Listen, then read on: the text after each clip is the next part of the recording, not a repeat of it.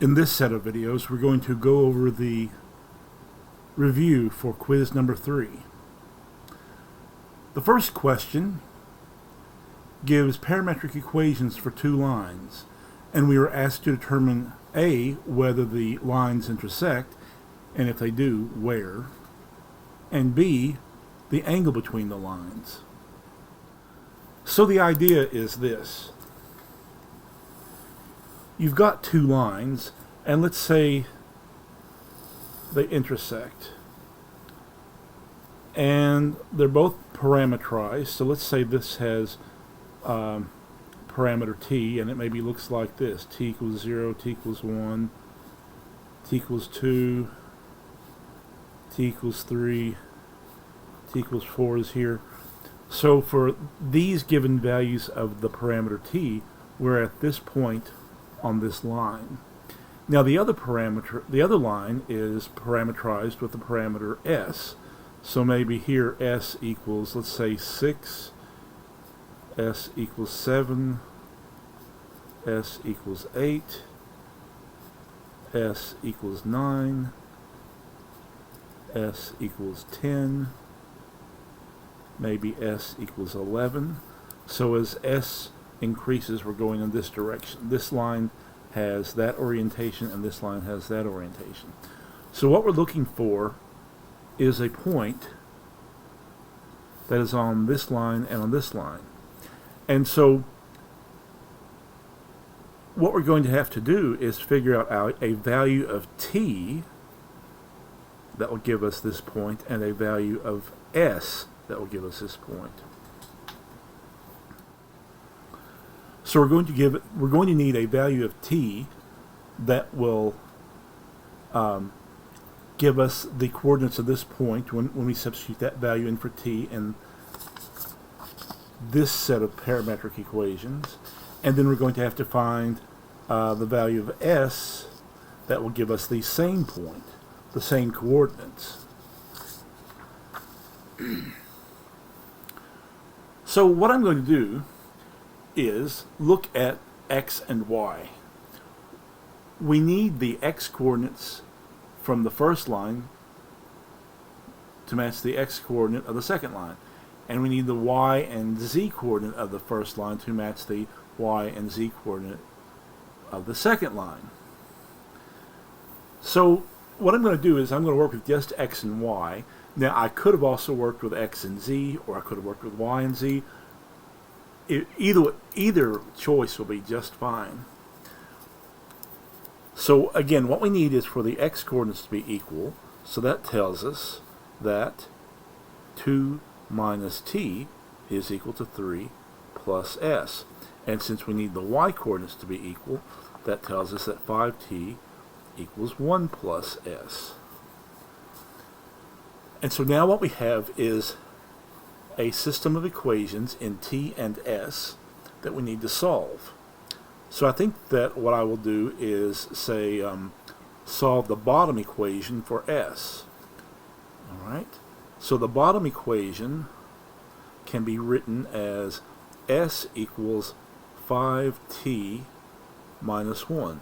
And now what I'm going to do is substitute this back into the first equation for s. So I get 2 minus t equals 3 plus 5t minus 1, and that gives us 2 minus t equals 3 plus 5t minus 1.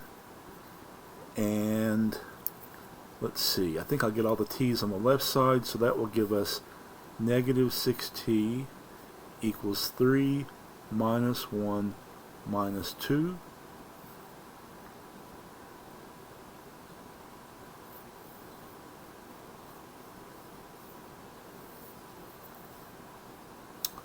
So negative 6t equals 0. And then that tells us that t is equal to 0.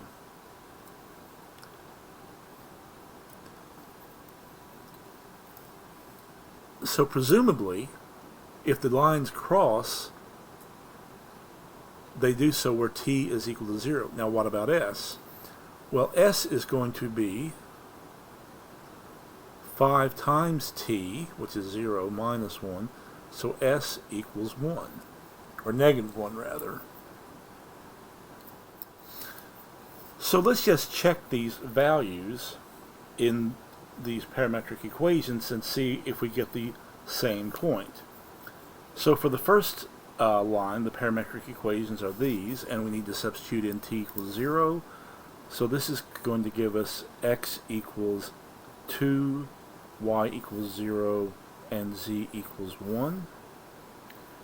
And in the second set of equations, we need to substitute in negative 1 for s. Now I apologize, there's a typo on the original quiz review. There's a t here where it should be an s. So let's substitute in negative 1 for s, and that's going to give us what? 3 plus a negative 1 is 2, 1 plus a negative 1 is 0, and 4 minus 3 is going to give us 1. They do match. If there had been even a single mismatch, then there would not be a line in, there would not be a point in common. The lines would not intersect. So we know that the point has coordinates 2, 0, 1. Now, the second thing we're asked to do is to determine the angle between the lines.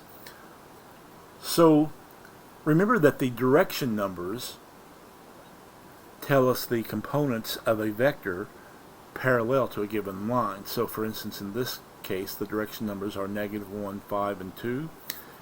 This line is parallel to the vector negative 1, 5, and 2. And this line is parallel to the vector with components 1, 1, and 3.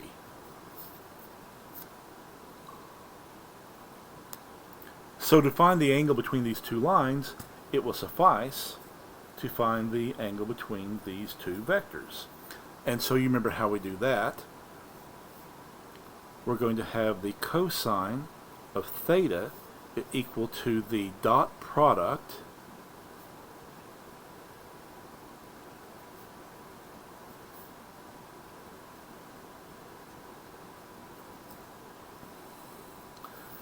divided by the product of the magnitudes.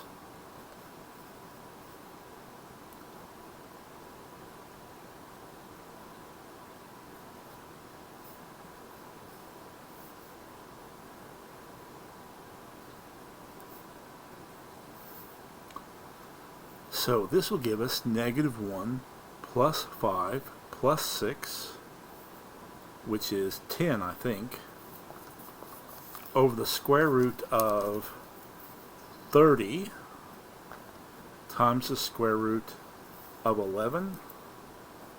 And so that would be, I think, the square root of 330. And I don't believe that will reduce. So that tells us that theta is equal to the inverse cosine of 10 over root 330.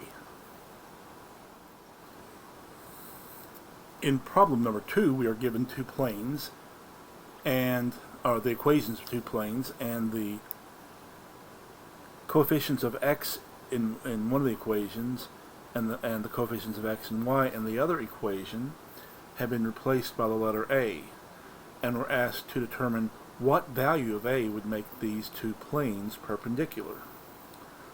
Well, we've worked problems like this before, and to determine the angle between the two planes, what we do is find the angle between the two normal vectors. Those are going to be equal. So the normal vector for this plane will have components a, 4, and 3, and for this plane the normal vector has components a, negative a, 1.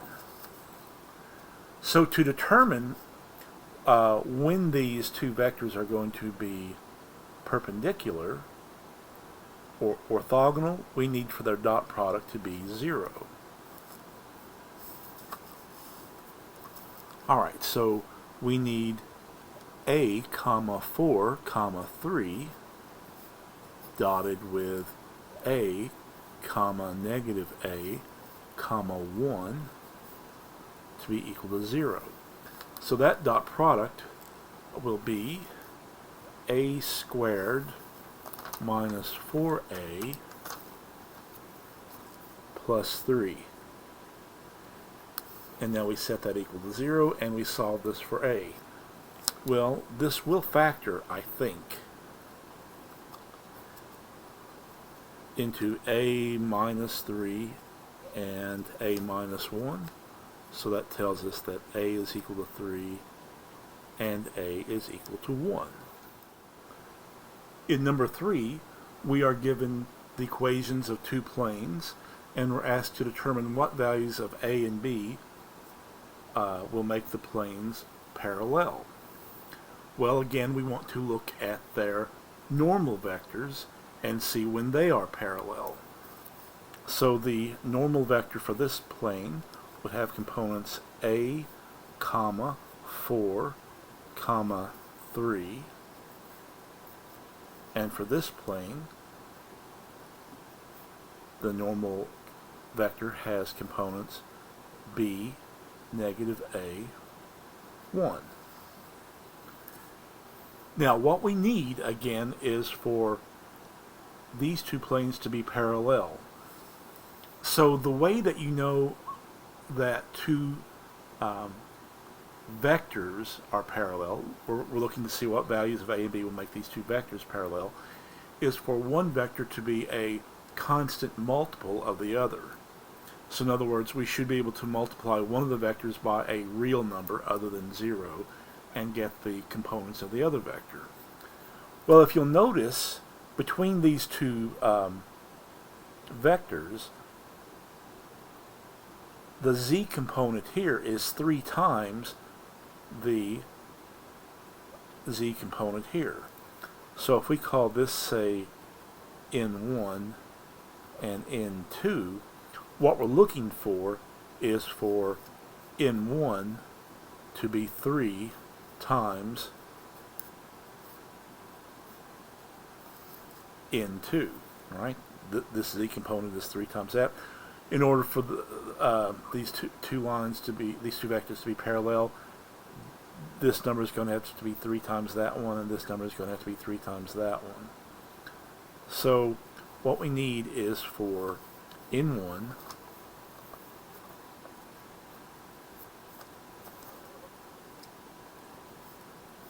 to be equal to 3 times n2.